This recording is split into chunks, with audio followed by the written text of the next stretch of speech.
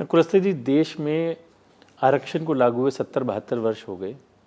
2-3 पीढ़ियां उसका लाभ लेते हुए निकल भी गई हैं। आपको नहीं लगता कि आरक्षण पर एक बार फिर दोबारा से पुनर्विचार करने की आवश्यकता है? देखिए, आरक्षण बहुत तरह के हैं और इसलिए मुझे लगता है कि देखिए अब आरक्षण का मुद्दा एक प्रकार के समाप्त जैसा हो गया है। जो ट्राइबल के लिए आरक्षण है, हमारे अनुसूचित जाति के लोगों के लिए है, बैकवर्ड के लिए है और जो गरीब सामान्य निर्धन है उनके लिए आरक्षण है। तो आरक्षण तो अब सभी तरह के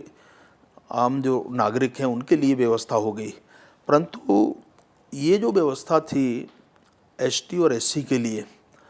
ये संविधान में ही इस प्रकार की व्यवस्था उस समय किया गया था कि एक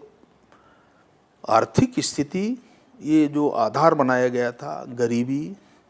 और लोगों में एक प्रकार के जो असमंजसता की जो स्थिति थी,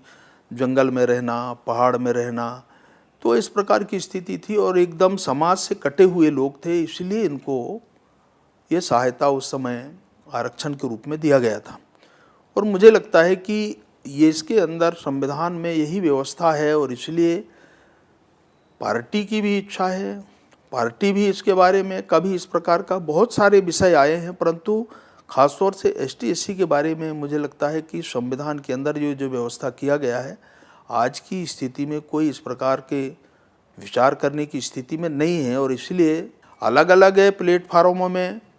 कई तरह के आरक्षणों की बात होती है। किसी स्टेट के अंदर के वहाँ की परसेंटेज के विषय को लेकर के, कुछ जातियों को लेकर, कुछ समाजों को लेकर के इस प्रकार के विषय आते हैं, तो ये कुल मिलाकर के आरक्षण का मुद्दा हावी हो जाता है। परंतु